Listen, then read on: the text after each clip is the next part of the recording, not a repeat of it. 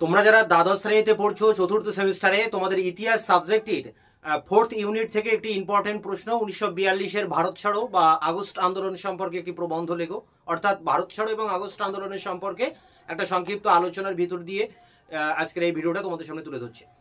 তো দেখো, তোমাদের এই ক্লাসে অর্থাৎ এই দ্বাদশ শ্রেণী ফোর্থ সেমিস্টারে ইতিহাস সাবজেক্টের সমস্ত প্রশ্নের উত্তর তোমরা পেয়ে যাবে একের পর এক এই চ্যানেল থেকে। আমি ইতিমধ্যে তোমাদের ইউনিট ধরে ধরে সাজেশন দিয়েছি, প্রতিটা ইউনিটেরই সাজেশন দেওয়া হয়ে গিয়েছে এবং প্রথম যে ইউনিটটা রয়েছে থার্ড ইউনিট, সেই ইউনিটের সমস্ত কোশ্চেন অ্যান্সার মানে মহাবিদ্রোহ থেকে সমস্ত প্রশ্নের উত্তর ম্যাক্সিমাম দেওয়া হয়ে গিয়েছে।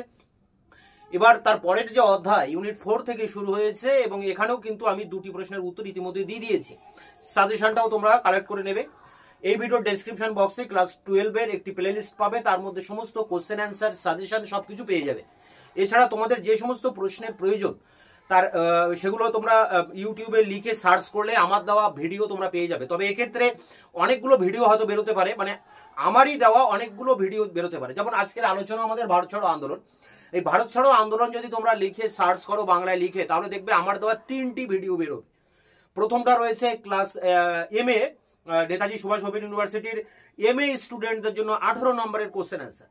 এরপরে গ্রাজুয়েশনেরও 10 নম্বরের অ্যান্সার দেওয়া রয়েছে ভারত ছাড়ো আন্দোলন। আবার তোমাদের জন্য 12 ক্লাসের জন্য 8 নম্বরের এই ভারত ছাড়ো আন্দোলনটাও তোমরা পেয়ে যাবে। তাহলে এখানে তোমরা ক্লাস অনুযায়ী তোমরা নোটটাকে কালেক্ট করবে।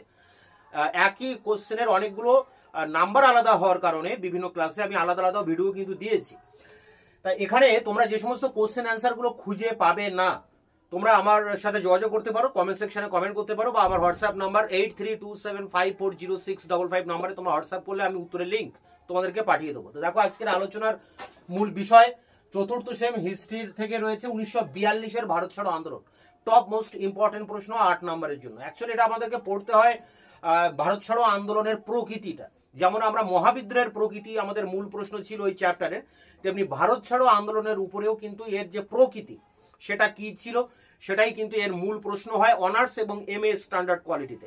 তাই এখানে প্রকৃতি নিয়ে আমরা আলোচনা অবশ্যই আসবো, যেহেতু আমাদের এখানে প্রকৃতি বলে পয়েন্ট আছে। আমরা এই যে ভারত ছাড়ো আন্দোলন এর সমস্ত দিক এখানে আলোচনা করতে হবে, যেহেতু এই সম্পর্কে সংক্ষিপ্ত আলোচনা বা প্রবন্ধ লিখতে বলা হয়েছে বা রচনা, বা এই সম্পর্কে কি জানো, তাহলে সেই হিসাবে ভারত ছাড়ো আন্দোলনের সমস্ত দিক, অর্থাৎ একটা আন্দোলনের কিন্তু অনেকগুলো দিক থাকে। যেমন পটভূমি থাকে, কেন আন্দোলনটা শুরু হলো, আন্দোলনের বিস্তার সেটা থাকে, আন্দোলনের প্রসার বা আন্দোলনের বৈশিষ্ট্যগুলো থাকে, আন্দোলনের অবসান হয় সেটা একটা বিষয় থাকে, আবার আন্দোলনের গুরুত্ব থাকে, আন্দোলনের প্রকৃতি থাকে। তো একটা আন্দোলন বিদ্রোহের অনেকগুলো দিক থাকে। আমাদের কিন্তু এখানে ভারত ছাড়ো আন্দোলনের সমস্ত দিকটাই আলোচনা করতে হবে। অর্থাৎ এখানে পটভূমি যেমন আলোচনা করতে হবে, আন্দোলনের শুরু, আন্দোলনের বিস্তার, আন্দোলনের নেতৃবৃন্দ কারা রয়েছে, ব্রিটিশরা কিভাবে আন্দোলনকে দমন করছে অর্থাৎ ব্যর্থতা যেটা প্রকৃতি নিয়ে আলোচনা করতে হবে, এবং এখানে রয়েছে ব্যর্থতার কারণ এবং গুরুত্ব। এই সমস্ত পয়েন্টের উপর দিয়ে আমরা বিষয়টাকে বোঝার চেষ্টা করবো। যদি তোমরা ক্লাসটা শেষ পর্যন্ত দেখো, আশা করি এই ভারত ছাড়ো আন্দোলন সম্পর্কে তোমাদের ধারণা একেবারেই স্বচ্ছ ক্লিয়ার হয়ে যাবে। এরপরে যে কোয়ালিটির নোটসটা তোমাদের আমি শেষের দিকে তুলে ধরবো, সেটা পড়লে তোমরা এই 8 নম্বরের অ্যান্সারটা কিন্তু তোমাদের রেডি হয়ে যাবে। আজকেই এই ভিডিও দেখার পরপরই তোমরা 1 ঘন্টার মধ্যে নোটসটা মুখস্থ করে ফেলবে, কোশ্চেন অ্যান্সার কমপ্লিট হয়ে যাবে। আমি প্রতিদিনই তোমাদের ক্লাস 12 থেকে কোনো না কোনো কোশ্চেনের অ্যান্সার কিন্তু নিয়ে আসছি। তোমাদের ক্লাস 12-এর হিস্ট্রি সাবজেক্টের সমস্ত কোশ্চেন অ্যান্সার চ্যানেলে পেয়ে যাবে, ইতিমধ্যে দিয়ে দিয়েছি। বাকিগুলো তোমাদের সামনে নিয়ে আসবো দায়িত্ব সহকারে। তোমরা শুধু চ্যানেলকে ফলো রাখবে, বন্ধুদের কাছে একটু শেয়ার করবে। তো দেখো, আজকে ভারত ছাড়ো আন্দোলন নিয়ে এবার মূল বিষয় আমরা চলে আসি, যে বিষয়টা কি। দেখো, ভারত ছাড়ো আন্দোলন হচ্ছে 1942-এ হচ্ছে। আমাদের দেশ স্বাধীন হয় 1947, অর্থাৎ 5 বছর আগে। ভারত স্বাধীন হওয়ার 5 বছর আগে সব থেকে বড় গণ আন্দোলন ছিল ভারত ছাড়ো আন্দোলন। এর আগেও কিন্তু গণ আন্দোলন একটা হয়েছিল খুব বড় মাপের, সেটা হচ্ছে 1857 মহাবিদ্রোহ, যেটা আগের চ্যাপ্টারে তোমরা পড়েছিলে, যেটাকে গণ অভ্যুত্থান বলা হচ্ছে। তা 1857 পর এই ভারত ছাড়ো আন্দোলন ছিল স্বাধীনতার আগে সব থেকে বড় গণ আন্দোলন। অর্থাৎ ভারত স্বাধীন হওয়ার আগে একটা সোনার উজ্জ্বল অধ্যায় ছিল, স্বর্ণ উজ্জ্বল অধ্যায় ছিল এই ভারত ছাড়ো আন্দোলন। কারণ এর পরপরই কিন্তু ব্রিটিশরা বুঝে যায়, এই আন্দোলনটার পর ব্রিটিশ সরকার বুঝে যায় ভারতে তাদের দিন শেষ। তারা ভারতকে স্বাধীনতা দেওয়ার জন্য কিন্তু চিন্তা ভাবনা শুরু করে দেয়। এই চিন্তা ভাবনাটা কি জন্য এসেছিল? ভারত ছাড়ো আন্দোলনের জন্য। এর আগে অনেকগুলো গণ আন্দোলন হয়েছে, গান্ধী করেছিলেন। গান্ধী যেমন 3টি বড় আন্দোলন, অসহযোগ 1920, আইন অমান্য 1930 এবং 1942-এর ভারত ছাড়ো আন্দোলন। এই ভারত ছাড়ো এই 3টি গণ আন্দোলন হয়, কিন্তু শেষ যে আন্দোলনটা ভারত ছাড়ো আন্দোলন, সেটা কিন্তু অনেক বেশি উল্লেখযোগ্য ছিল। কেন উল্লেখযোগ্য ছিল একটু তোমরা বুঝলে বুঝতে পারবে। যে এর আগে আমরা জানি যে গান্ধীজি অহিংসার পূজারী, তিনি হিংসার বিরুদ্ধে আন্দোলন করেন, অর্থাৎ অহিংস পথে সত্যাগ্রহ পথে তিনি আন্দোলন করেছিলেন। তার মূল আদর্শ ছিল সত্যের প্রতি আগ্রহ, সত্যাগ্রহ। এই আন্দোলন, এটাকে আন্দোলনের হাতিয়ার করে তিনি অসহযোগ আন্দোলন করেন, ভারত ছাড়ো আন্দোলন, আইন অমান্য আন্দোলন করেন। এর আগে আমরা এও জানি যে অসহযোগ আন্দোলন শুরু হয় এবং শুরু হওয়ার পরে 1922-এর ফেব্রুয়ারি মাসে চৌরি চৌরা বলে একটি ঘটনা ঘটে, যেখানে ক্ষিপ্ত জনতা লোকাল থানা আক্রমণ করে 22 জন পুলিশকে পুড়িয়ে মারে। এই ঘটনায় স্তব্ধ হয়ে যান গান্ধীজি। তিনি বুঝতে পারেন যে তার এই অহিংস আন্দোলনের মধ্যে হিংসা ঢুকে গেছে এবং এটা সারা দেশব্যাপী এখন ছড়িয়ে পড়লে তিনি এটাকে কন্ট্রোল করতে পারবেন না। এবং তার যে আন্দোলন, অহিংস আন্দোলন, সেই নীতির বিরুদ্ধে এই হিংসাত্মক আন্দোলন। তাই তিনি এই আন্দোলন কিন্তু বন্ধ করে দিয়েছিলেন, অসহযোগ আন্দোলন হঠাৎ চলাকালীন বন্ধ করে দেন। আইন অমান্য আন্দোলনে এক প্রকার তাই হয়। অর্থাৎ এই আইন অমান্য অসহযোগ আন্দোলনে গান্ধী ছিলেন অহিংসের পূজারী। কিন্তু 1942-এর এই ভারত ছাড়ো আন্দোলনের যখন শুরু হয় আগস্ট মাসে, তার আগে এপ্রিল মাস নাগাদ, 1942-এর এপ্রিল মাস নাগাদ গান্ধীজি তার হরিজন পত্রিকা, গান্ধীজি দুটি পত্রিকা, ইয়ং ইন্ডিয়া এবং হরিজন, হরিজন পত্রিকায় এপ্রিল মাসে তিনি লিখেছিলেন, অর্থাৎ গান্ধী লিখেছিলেন যে ভারতকে স্বাধীনতা দিতে হবে, ভারতের স্বাধীনতা চাই। এবং ভারতের স্বাধীনতা চাই শুধু ভারতের স্বার্থে নয়, সমগ্র বিশ্বের নিরাপত্তার স্বার্থে।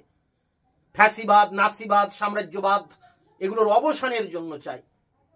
এক জাতি আরেক জাতির উপরে যে আক্রমণ করে, সেই আক্রমণের অবসানের জন্য ভারতের স্বাধীনতা চাই। তাহলে ভারত ছাড়ো আন্দোলন শুরু হওয়ার আগে গান্ধীর যে চিন্তা ভাবনা, সেটা কিন্তু এই লেখার মধ্যে দিয়ে আমরা বুঝতে পারি। এবং গান্ধীজি এই যখন ভারত ছাড়ো আন্দোলন যখন শুরু হয় তার আগে তিনি বলেছিলেন যে করেঙ্গে ইয়া মরেঙ্গে, হয় করবো নয় মরবো, হয় জিতবো নয় মরবো, হয় ভারত স্বাধীন করবো নয় মরবো, যত মানে হয় সিদ্ধি লাভ নয়তো মৃত্যু। ভারত এই ভারত ইংরেজকে অবিলম্বে ভারত ছাড়তে হবে। ইংরেজরা যতদিন ভারত না ছাড়বে ততদিন এই আন্দোলন চলবে। এবং ডু আর ডাই, করব অথবা মরবো, স্বাধীন করব নতুবা আমরা মৃত্যুবরণ করব। তাহলে বোঝা যাচ্ছে যে গান্ধীর আগের যে অহিংস চিন্তা ভাবনা ছিল তা থেকে কিন্তু গান্ধী বেরিয়ে আসছে। গান্ধীর এই বক্তব্যের মধ্যে দিয়ে হিংসা কিন্তু লক্ষ্য করা যায়। তিনিও কিছুটা হিংসাত্মক হয়ে উঠেছিলেন এই ভারত ছাড়ো আন্দোলনের সময়। এবং ভারত ছাড়ো আন্দোলন ভারতবর্ষের বিভিন্ন অঞ্চলে কিন্তু হিংসার আকার নিয়েছিল। এই কারণে ভারত ছাড়ো আন্দোলন গান্ধীর দ্বারা পরিচালিত আন্দোলন। তা আগের আন্দোলনগুলোর সাথে তুলনা করলে দেখা যায় যে ভারত ছাড়ো আন্দোলনে গান্ধী অনেকটা হিংসাত্মক হয়ে উঠেছিলেন। তাই এই আন্দোলনকে বিপ্লবের সাথে তুলনা করা হয়। মানে গান্ধীর চিন্তা ভাবনা থেকে অনেকটা পিছিয়ে সেই আন্দোলনটা হয়। এই জন্য গান্ধীর এই আন্দোলন, ভারত ছাড়ো আন্দোলনকে আমরা বিপ্লবের সাথে তুলনা করি। একটা বিরাট পরিবর্তন, গান্ধীর মানসিকতার একটা বিরাট পরিবর্তন এখানে আমরা দেখছি। এই বিরাট পরিবর্তনের কারণে আমরা ভারত ছাড়ো আন্দোলনকে বিপ্লবের সাথে তুলনা করি। আর যেহেতু ভারত ছাড়ো আন্দোলন শুরু হয় 9ই আগস্ট, 8ই আগস্ট ডিসিশন হয় যে আন্দোলন শুরু হবে, 9ই আগস্ট আন্দোলনটা শুরু হয়। তার অনেক কারণ আছে, আমরা ডিটেলসে ভিতরে দেখবো সেটা। তার যাই হোক 9ই আগস্ট ভারত ছাড়ো আন্দোলন শুরু হয় আগস্ট মাসে, তাই এই আন্দোলনের নাম কিন্তু আগস্ট আন্দোলন। আবার ভারত ছাড়ো আন্দোলন, কোয়াইট ইন্ডিয়া মুভমেন্ট, ইংরেজরা ভারত ছাড়। তা যাই হোক এই ছিল বিষয়। এখন আমরা দেখবো যে এর পটভূমিটা কি, কেন গান্ধী হঠাৎ করে এই ভারত ছাড়ো আন্দোলনের পরিকল্পনা নিলেন। তার একটা প্রধান কারণ হচ্ছে এই সময় ভারতবাসী স্বাধীনতা চাইছিল। ভারতবাসীর মধ্যে তীব্র স্বাধীনতার আকাঙ্ক্ষা দেখা দিয়েছিল। তারা আর পরাধীন থাকতে চাইছে না, দেশকে স্বাধীন করতে চাইছে। তারা যে কোনো প্রকারে তারা স্বাধীন হতে চায়। অর্থাৎ জনগণের মধ্যে ডিমান্ড, স্বাধীনতা নিয়ে কিন্তু ডিমান্ড এসে গেছে খুব মারাত্মকভাবে। স্বাধীনতার এই তীব্র আকাঙ্ক্ষার কারণেই ভারত ছাড়ো আন্দোলন শুরু করতে হয়। এবং ভারত ছাড়ো মানেই হলো ইংরেজরা ভারত ছাড়লেই তো দেশ স্বাধীন হয়ে গেল। তো সেই হিসাবে ভারত ছাড়ো নামটা আসছে। এবং শুধুমাত্র ভারতবাসীর তীব্র স্বাধীনতার আকাঙ্ক্ষার কারণে আন্দোলনের সূত্রপাত ঘটাচ্ছেন গান্ধী 1942-এর আগস্ট মাসে। এছাড়া আরো অনেক কারণ আছে, যেমন আমরা ক্রিপস এর কথা বলতে পারি। ক্রিপস মিশন, যখন দ্বিতীয় বিশ্বযুদ্ধ শুরু হয়, দেখো 1942, ভালো করে টাইমটা তোমরা দেখো, দ্বিতীয় বিশ্বযুদ্ধ শুরু হয় 1939 থেকে 45। সেই হিসাবে দেখতে গেলে 1942 যখন ভারত ছাড়ো আন্দোলন শুরু হয়, সেই সময়টা ছিল দ্বিতীয় বিশ্বযুদ্ধের মাঝামাঝি সময়, একেবারে পিক টাইম, দ্বিতীয় বিশ্বযুদ্ধের একদম মিডিল সময়। তো এই সময় ভারতবাসীর সাহায্য লাভের জন্য ইংরেজরা বা ব্রিটিশ কর্তৃপক্ষ এই ক্রিপসকে ভারতে পাঠান। ক্রিপস ভারতে এসে ডমিনিয়ন স্ট্যাটাসের মর্যাদা দেবেন বলে ভারতকে একটা প্রতিশ্রুতি দেন এবং তার বিনিময়ে ভারতীয়দের সমর্থন দাবি করেন। তা ক্রিপসের এই প্রস্তাব ভারতীয়দের পছন্দ হয়নি। বিভিন্ন রাজনৈতিক দল যারা রয়েছে, কংগ্রেস, মুসলিম লীগ, হিন্দু মহাসভা, কমিউনিস্ট পার্টি, সোশ্যালিস্ট পার্টি, পাঞ্জাবের আকালি দল, এই সমস্ত রাজনৈতিক দল যখন ভারতবর্ষে সেই সময় ছিল, তাদের কারোর কাছে এই ক্রিপসের প্রস্তাব গ্রহণযোগ্য হয়নি। ফলে ক্রিপস কি করলো, তাকে চলে যেতে হলো। ক্রিপসের এই প্রস্তাব নিয়ে গান্ধী বলেছিলেন যে ফেল পড়া ব্যাংকে চেক কাটার শামিল, মানে কোনো ভ্যালু নেই তার এই প্রস্তাবে। তা যাই হোক, ক্রিপস কিন্তু ফিরে গেলেন। তাই ক্রিপসের আগমন এবং তার চলে যাওয়া প্রস্থান, এটাও ভারতবাসীদের একটা ক্ষুব্ধ করে। আবার এই সময় ভারতবাসীদের মধ্যে তীব্র স্বাধীনতার আকাঙ্ক্ষা জন্মেছিল। আবার এই সময় এই দ্বিতীয় বিশ্বযুদ্ধের কারণে ভারতবর্ষে নিত্য প্রয়োজনীয় জিনিসের দাম আগুন ছোঁয়া হয়ে গিয়েছিল, মূল্য বৃদ্ধি ঘটেছিল। ফলে সাধারণ মানুষের নাভিশ্বাস হয়ে ওঠে তাদের দৈনন্দিন জীবনযাপন করার ক্ষেত্রে, এবং তারা কিন্তু মারমুখী হয়ে ওঠে লোকাল প্রশাসন সরকারের বিরুদ্ধে। ফলে একটা বাতাবরণ কিন্তু তৈরি হচ্ছে আন্দোলনের। আবার এই দ্বিতীয় বিশ্বযুদ্ধ যখন চলছে, তখন জাপানি আক্রমণের একটা ভয় ভারতবাসীর মধ্যে ছিল, যে জাপান ভারতকে আক্রমণ করতে পারে। তো এই সমস্ত কারণগুলো মিলে মিশে একটা বিপ্লবের পটভূমি তৈরি হয়। গান্ধী সেই সময় 1942-এর আগস্ট মাসে তিনি এই ভারত ছাড়ো আন্দোলনের পরিকল্পনা ঘোষণা করেন, এই সমস্ত কারণগুলোর জন্য। তাই এগুলো আমরা পটভূমিতে উল্লেখ করব। একটা করে লাইন লিখলেও কিন্তু এই কারণগুলোকে তুলতে হবে। 4টে কারণে 4টে লাইন কিন্তু আমাদের এখানে লিখতেই হবে। এরপরে দেখো রয়েছে প্রস্তাব পাস। তা ভারত ছাড়ো আন্দোলনটা তো গান্ধী করেন, এবং গান্ধী ছিলেন কংগ্রেস দলের প্রধান নেতা বলা যায়। তাহলে একটা রাজনৈতিক দলের নেতৃত্বে ছত্রছায়ায় এই আন্দোলনটা পরিচালিত হয়েছিল, ভারত ছাড়ো আন্দোলন। সেই রাজনৈতিক দলটা কে ছিল? কংগ্রেস, জাতীয় কংগ্রেস। তা জাতীয় কংগ্রেস 1942-এর জুলাই মাস নাগাদ, অর্থাৎ ভারত ছাড়ো আন্দোলনের আগের মাস, মানে যে আগস্ট মাসের আগে এপ্রিল মাসে ওয়ার্ধায় কংগ্রেসের যে ওয়ার্কিং কমিটি, যাকে আমরা বলি কার্যনির্বাহক সমিতি, এই কার্যনির্বাহক সমিতিতে প্রথম এই ভারত ছাড়ো প্রস্তাব উত্থাপিত হয় এবং সেটা গৃহীত হয়। এরপর বোম্বাইতে যে নিখিল ভারত কংগ্রেস কমিটি, মানে অল ইন্ডিয়া কংগ্রেস কমিটি, যেটাকে আমরা নিখিল ভারত কংগ্রেস সমিতি বলতে পারি, এই সমিতির অধিবেশনে, বাৎসরিক যে অধিবেশন বসে, সেই অধিবেশনে ভারত ছাড়ো আন্দোলনের প্রস্তাব গৃহীত হয়। এবং এখানে গান্ধী বলেন যে দেশ যতদিন না স্বাধীন হচ্ছে ততদিন এই আন্দোলন চলবে। ভারতকে স্বাধীন না করা পর্যন্ত আমি আন্দোলন চালিয়ে যাব। ডু অর ডাই, হয় দেশকে স্বাধীন করব, নতুবা আমি মৃত্যুবরণ করব, এমনটা অ্যানাউন্সমেন্ট করেন। এখন এই ঘোষণা, সিদ্ধান্ত নেওয়া হচ্ছে যে 8ই আগস্ট থেকে আন্দোলনটা শুরু হবে, 8ই আগস্ট। এরপরে দেখো ঘটনাটা কি ঘটছে, যে আন্দোলনটা কিভাবে শুরু হচ্ছে, খুব গুরুত্বপূর্ণ একটা টার্নিং রয়েছে এখানে। আন্দোলন শুরু হচ্ছে কিভাবে দেখো, 8ই আগস্ট ডিসিশন হলো যে আন্দোলন শুরু হবে। ওই 8ই আগস্ট গভীর রাতে কংগ্রেসের যারা প্রধান নেতা, জওহরলাল নেহরু, মৌলানা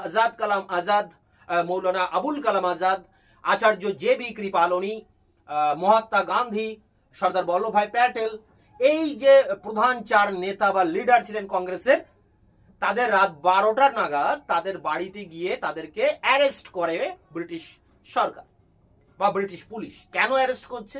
কারণ ভোর হলেই, সকাল থেকেই কিন্তু ভারত ছাড়ো আন্দোলনের ডাক দিয়েছেন গান্ধী। তাই সেই আন্দোলন যাতে শুরু না হয়, তার জন্য সেই আগের দিন গভীর রাতে এই সমস্ত নেতাদেরকে অ্যারেস্ট করে কারাগারে পুরে দেওয়া হয়। এই খবর যখন মানুষের কাছে বা দেশবাসীর কাছে ছড়িয়ে পড়ে, তারা 9ই আগস্ট সকাল থেকেই সারা দেশ জুড়ে হরতাল, মিছিল, মিটিং এগুলো চালাতে থাকে, বিক্ষোভ, এইসব প্রদর্শনীগুলো করতে থাকে। ফলে এইভাবেই এই বিক্ষোভ, মিছিল, সমাবেশ, এগুলোর ভিতর দিয়েই ভারত ছাড়ো আন্দোলন 9ই আগস্ট শুরু হয়। এরপর দেখো রয়েছে যে আন্দোলনের বিস্তার। তা আন্দোলনের ব্যাপক বিস্তার ঘটে। প্রথমত সারা ভারত এই আন্দোলনে জেগে ওঠে। মুম্বাই, কলকাতা, হায়দ্রাবাদ, পুনে, নাগপুর, কানপুর এরকম গুরুত্বপূর্ণ শহরে এই আন্দোলন প্রথম শুরু হচ্ছে। পরে এই আন্দোলন গ্রাম অঞ্চলেও ছড়িয়ে পড়ছে। বাংলাদেশে যদি আমরা কথা বলি তাহলে বাংলাদেশে কলকাতা, ঢাকা, মেদিনীপুর এবং হুগলি, এই 4 জায়গায় ভারত ছাড়ো আন্দোলন ব্যাপক আকার ধারণ করে। মেদিনীপুরের কথা বলতেই হয়, কারণ মেদিনীপুরের তমলুক এবং কাঁথি মহকুমায় আন্দোলন ব্যাপক আকার ধারণ করেছিল। তমলুকে সতীশচন্দ্র সামন্তের নেতৃত্বে তাম্রলিপ্ত জাতীয় সরকারও তৈরি হয়েছে এই সময়। ব্রিটিশ সরকারকে অমান্য করে নিজেরা একটা স্বতন্ত্র প্রশাসন, লোকাল গভর্নমেন্ট, পঞ্চায়েতের মতো তমলুকে তৈরি করেছিল এবং প্রায় 1-1.5 বছর এই সরকার কিন্তু ছিল। অজয় মুখার্জি এবং সতীশচন্দ্র সামন্তের নেতৃত্বে এই তমলুকে তাম্রলিপ্ত জাতীয় সরকার, শুধু তমলুকে নয়, বিভিন্ন জায়গায়, উত্তরপ্রদেশের বালিয়াতেও হয়েছিল নানা পাতিলের নেতৃত্বে জাতীয় সরকার, এবং মধ্য ভারতের বিভিন্ন জায়গায়, উড়িষ্যার বিভিন্ন জায়গায় কিন্তু এরকম সরকার গঠিত হয়েছে এই সময়টা, এই যখন আন্দোলনটা স্প্রেড করছে। এছাড়া আমরা যদি বিহারের কথা বলি, তা বিহারের ভাগলপুর, মুজফ্ফরপুর, পূর্ণিয়া, এই সব অঞ্চলে কিন্তু ব্যাপক আকার ধারণ করছে আন্দোলন। যুক্ত প্রদেশের বালিয়া, আজমগড়, সুলতানগঞ্জ, গোরক্ষপুর, জৌনপুর, এরকম বিভিন্ন জায়গায় আন্দোলন কিন্তু ছড়িয়ে পড়ছে। সারা ভারতব্যাপী এই আন্দোলন ব্যাপক আকার ধারণ করছে, এটা নিয়ে কোনো সন্দেহ নেই। এরপর দেখো নেতৃবৃন্দ, তা আমরা প্রথমেই দেখলাম যে নেতাদের কিন্তু গ্রেপ্তার করে নিয়েছে, প্রধান নেতা। কিন্তু নেতা মানে প্রথম শ্রেণীর নেতাদের গ্রেপ্তার করলেও দ্বিতীয় শ্রেণীর নেতারা পড়ে আছে। এই দ্বিতীয় শ্রেণী বা তৃতীয় শ্রেণীর যারা লোকাল নেতা, তারা দেখলো যে তাদের প্রধান নেতাদের গ্রেপ্তার করা হয়েছে, তার প্রতিবাদে এবং সেই কারণে এই দ্বিতীয় তৃতীয় শ্রেণীর নেতারা তারাই আন্দোলনটা নিজের হাতে তুলে নেয়, আন্দোলনের নেতৃত্ব নিজের হাতে তুলে নেয় এবং আন্দোলন পরিচালিত হতে থাকে। বিভিন্ন অঞ্চলে যে সমস্ত লোকাল নেতারা ছিল তাদের হাত ধরে এই আন্দোলনটা কিন্তু চলতে থাকে। এটা একটা অভূতপূর্ব ব্যাপার। কোনো দল নেই, মানে দল এক প্রকার অ্যারেস্ট হয়ে আছে, নেতা নেই, নেতা অ্যারেস্ট হয়ে আছে, কোনো নেতা নেই, কর্মসূচিও নেই, কোনো উদ্যম নেই, কোনো কিছু নেই। কিন্তু তা সত্ত্বেও কিভাবে একটা অসহায় জাতি, ভারতবর্ষ তখন পরাধীন অর্থাৎ অসহায় জাতি, একটা অসহায় জাতি কি মন্ত্র বলে এমন একটা স্বতঃস্ফূর্ত গণ আন্দোলনে অংশ নিয়েছিল, এটা ভাবলেই অবাক হয়ে যায়। এবং এই ব্যাপারটা জওহরলাল নেহরু কিন্তু তার আত্মজীবনী এতে এই ব্যাপারটা তুলে ধরেছেন যে কিভাবে এটা সম্ভব হয় এবং হয়ে হচ্ছে ভারতবর্ষের ইতিহাসে। এই কারণে ভারত ছাড়ো আন্দোলন কিন্তু একটা সোনার অক্ষরে লেখা রয়েছে ভারতের ইতিহাসে, জাতীয় মুক্তি সংগ্রামের ইতিহাসে। তাই এখানে বললাম যে বিভিন্ন আঞ্চলিক নেতারা এখানে নেতৃত্ব গ্রহণ করছেন। অরুণা সোপালি, জয়প্রকাশ নারায়ণ, সুচেতা কৃপালনী, অচ্যুত পট্টবর্ধন, সুশীল ধারা, নানা পাতিল, অজয় মুখার্জি, যোগেশ চন্দ্র ব্যানার্জি, আসামের 13 বছরের স্কুল ছাত্রী কনকলতা বড়ুয়া, মেদিনীপুরের তমলুকে 73 বছরের বৃদ্ধা মাতঙ্গিনী হাজরা, এইভাবে বিভিন্ন জায়গার বিভিন্ন নেতা এই আন্দোলনে অংশগ্রহণ করছে, তারাই নেতৃত্ব দিচ্ছে এবং আন্দোলন ব্যাপক আকার ধারণ করছে। এবার আসি দেখো ব্রিটিশের দমন নীতি। তা ব্রিটিশ বুঝতে পারছে যে তাদের বিরুদ্ধে এ পর্যন্ত, আজ 200 বছরের ভারত শাসনের পর এ পর্যন্ত তাদের বিরুদ্ধে সব থেকে বড় গণ অভ্যুত্থান ভারত ছাড়ো আন্দোলন, তাই একে অবিলম্বে দমন করতে হবে।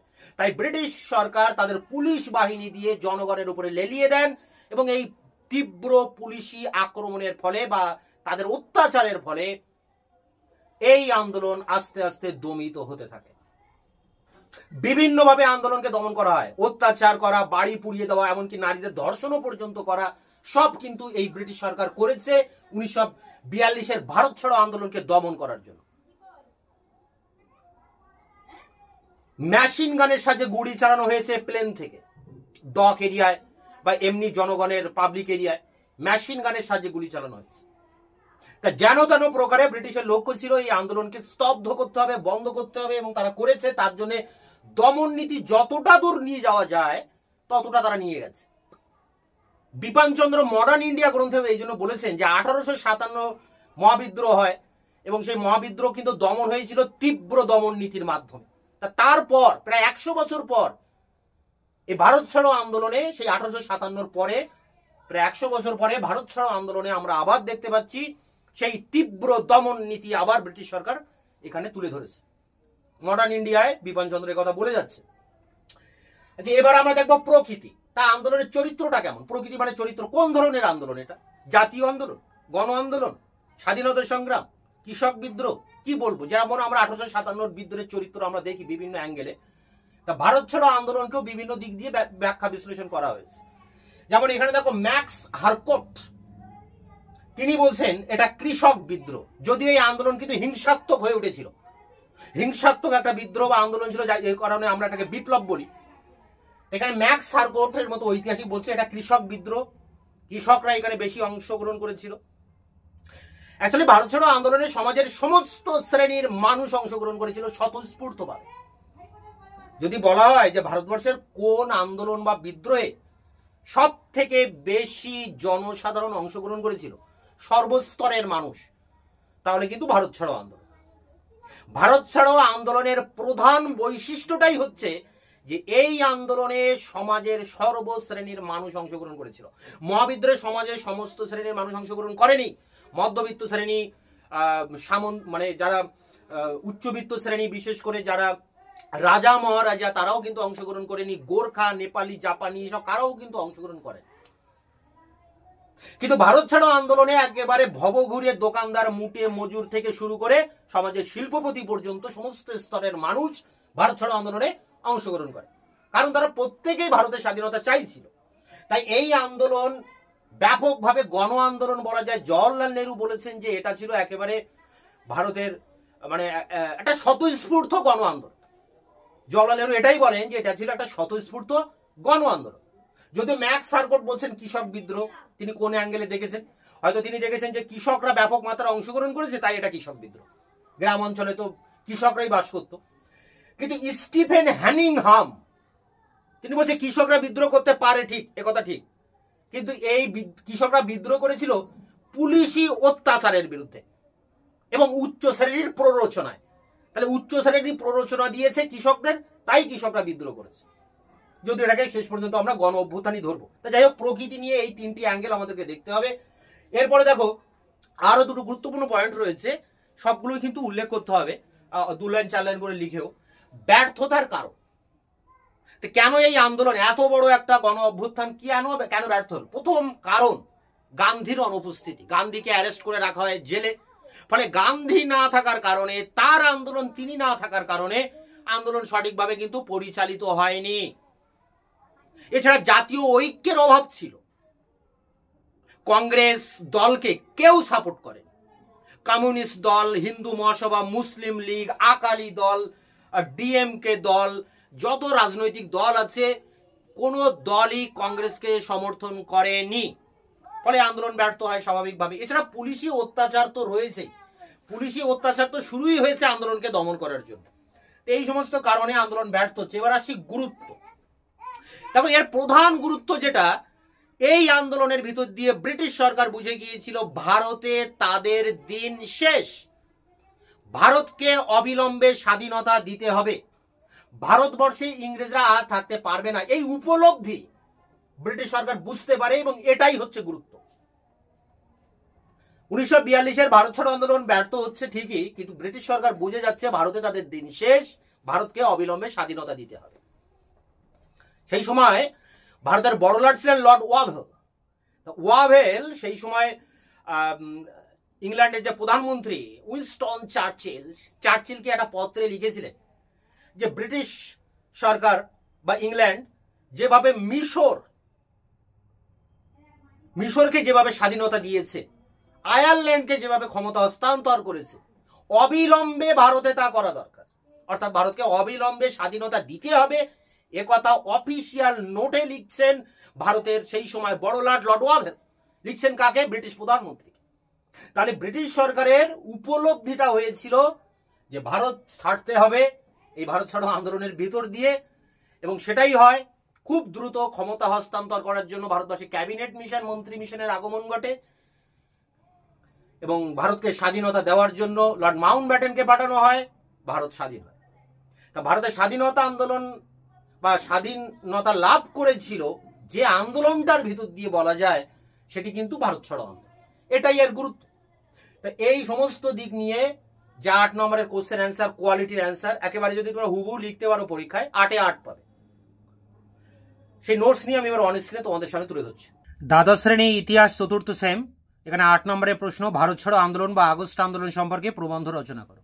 প্রথমে লিখবে ভূমিকা। ভারতের স্বাধীনতা আন্দোলনের এক স্বর্ণ উজ্জ্বল অধ্যায় হলো ভারত ছাড়ো বা আগস্ট আন্দোলন। সিপাহী বিদ্রোহের পর এত বড় গণ আন্দোলন ভারতে আর ঘটেনি। গান্ধীজি হরিজন পত্রিকাতে লিখলেন 1942-এর 26শে এপ্রিল, ভারতে ব্রিটিশ শাসনের অবসান চাই, ভারতের স্বাধীনতা চাই, কেবল ভারতের স্বার্থে নয়, বিশ্বের নিরাপত্তার জন্য, নাৎসিবাদ, ফ্যাসিবাদ, সাম্রাজ্যবাদ এবং এক জাতির উপর অন্য জাতির আক্রমণের অবসানের জন্য।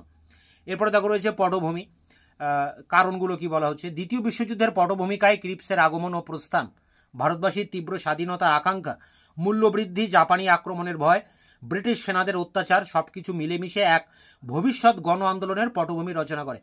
গান্ধীজি নিজে এই আন্দোলন গড়ে তোলার জন্য মরিয়া ছিলেন। পয়েন্ট দেখো, প্রস্তাব পাশ। গান্ধীজির ভারত ছাড়ো আন্দোলনের পরিকল্পনাকে স্বাগত জানায় ওয়ার্ধায় অনুষ্ঠিত কংগ্রেসের কার্যনির্বাহক সমিতি 1942-এর 14 জুলাই। বোম্বাইয়ে অনুষ্ঠিত 8ই আগস্ট নিখিল ভারত কংগ্রেস সমিতির বিপুল ভোটে এই প্রস্তাব পাশ হয়। ঘোষণা করা হয় 9ই আগস্ট থেকে ভারত ছাড়ো আন্দোলন শুরু হবে এবং ইংরেজ ভারত না ছাড়া পর্যন্ত এই আন্দোলন চলবে। গান্ধীজি ঘোষণা করেন, পূর্ণ স্বাধীনতা ছাড়া আর কিছুতেই আমি সন্তুষ্ট নই, হয় সিদ্ধি লাভ নয় মৃত্যু। ভারত স্বাধীন করব অথবা মৃত্যুবরণ করব, ডু অর ডাই, করেঙ্গে ইয়া মরেঙ্গে। এরপর দেখো আন্দোলনের শুরু। নিখিল ভারত কংগ্রেস সমিতির অধিবেশন শুরু হওয়ার কয়েক ঘন্টার মধ্যেই, শেষ হওয়ার কয়েক ঘন্টার মধ্যেই গভীর রাতে গান্ধীজি, জওহরলাল নেহরু, বল্লভভাই প্যাটেল, মৌলানা আজাদ ও জে.বি. কৃপালনী সহ শীর্ষ নেতাদের ব্রিটিশ গ্রেপ্তার করে। পরের দিন সকালে এই খবর প্রকাশিত হওয়ার সঙ্গে সঙ্গেই দেশ জুড়ে হরতাল, বিক্ষোভ, মিছিল ইত্যাদির মাধ্যমে আন্দোলনের সূচনা ঘটে। এবার বিস্তার। প্রথমে এই আন্দোলন বোম্বাই, আহমেদাবাদ, কলকাতা, পুনা, নাগপুর, কানপুর সহ বিভিন্ন শহরে শুরু হয়। পরে তা গ্রামাঞ্চলে ছড়িয়ে পড়ে। বাংলায় আগস্ট আন্দোলনের মূল কেন্দ্র ছিল কলকাতা, ঢাকা, মেদিনীপুর, হুগলি সহ বিভিন্ন জায়গায়। মেদিনীপুর জেলায় তমলুক ও কাথি মহকুমায় এই আন্দোলন সব থেকে তীব্র আকার ধারণ করে। বিহারের মুঙ্গের, ভাগলপুর, মুজাফফরপুর, পূর্ণিয়ার বিভিন্ন অঞ্চলে, যুক্তপ্রদেশের বালিয়া, আজমগড়, সুলতানপুর, জৌনপুর, গোরক্ষপুর প্রভৃতি জেলায় গান্ধীজির করেঙ্গে ইয়ে মরেঙ্গে ধ্বনি জনগণকে ব্যাকুল করে। নেতৃবৃন্দ। ভারত ছাড়ো আন্দোলনে যারা দক্ষতার সঙ্গে নেতৃত্ব দিয়েছিলেন, জয়প্রকাশ নারায়ণ, অরুণা আসফ আলী, সুচেতা কৃপালনী, রাম মনোহর লোহিয়া, অচ্যুত পট্টবর্ধন, অজয় মুখার্জি, যোগেশ চ্যাটার্জি, সুশীল ধারা, সরজু পাণ্ডে, নানা পাতিল এবং আসামের 13 বছরের স্কুল ছাত্রী কনকলতা বড়ুয়া ও মেদিনীপুরের তমলুকের 73 বছরের মাতঙ্গিনী হাজরা তাদের অন্যতম। এরপর দেখো ব্রিটিশের দমন নীতি। ব্রিটিশ সরকার তীব্র দমন নীতির সাহায্যে আন্দোলনকে স্তব্ধ করে দেওয়ার চেষ্টা করে। বহু জায়গায় বিমান থেকে মেশিন গানের সাহায্যে গুলি চালানো হয়। ডক্টর বিপানচন্দ্র মডার্ন ইন্ডিয়া গ্রন্থে বলেছেন, 1857 খ্রিস্টাব্দের বিদ্রোহের পর সরকারি দমন নীতির এমন নিষ্ঠুর ও ব্যাপক প্রকাশ আর কখনো দেখা যায়নি। এরপর দেখো প্রকৃতি। আন্দোলন অহিংস পথে শুরু হলেও শেষ পর্যন্ত হিংসাত্মক হয়ে ওঠে। ম্যাক্স হারকোটের মতে ভারত ছাড়ো আন্দোলন ছিল মূলত কৃষক বিদ্রোহ, জাতীয় বিদ্রোহ নয়। স্টিফেন হ্যানিংহাম বলেছেন, কৃষকরা এই বিদ্রোহে যোগ দিয়েছিল পুলিশি অত্যাচার এবং উচ্চবর্ণের লোকদের প্ররোচনায়। সমাজের সব অংশই এই আন্দোলনে সক্রিয় ও স্বতঃস্ফূর্তভাবে যোগ দিয়েছিল, তাই এটি ছিল গণ আন্দোলন। এ প্রসঙ্গে জওহরলাল নেহরু বলেছেন, এটি একটি স্বতঃস্ফূর্ত গণ অভ্যুত্থান। পয়েন্ট, ব্যর্থতার কারণ। নেতৃত্বের অভাবে ভারত ছাড়ো আন্দোলন ব্যর্থ হয়েছিল বলে মনে করা হয়। গান্ধীজির অবর্তমানে এই আন্দোলনকে এগিয়ে নিয়ে যাওয়ার মতো নেতা ছিল না। ঐক্যের অভাব আন্দোলনকে ব্যর্থ করে। মুসলিম লীগ, কমিউনিস্ট পার্টি, হিন্দু মহাসভা কেউই আন্দোলন সফল করার জন্য কংগ্রেসকে সমর্থন করেনি। ব্রিটিশের তীব্র দমন নীতি আন্দোলনকে সফল হতে দেয়নি।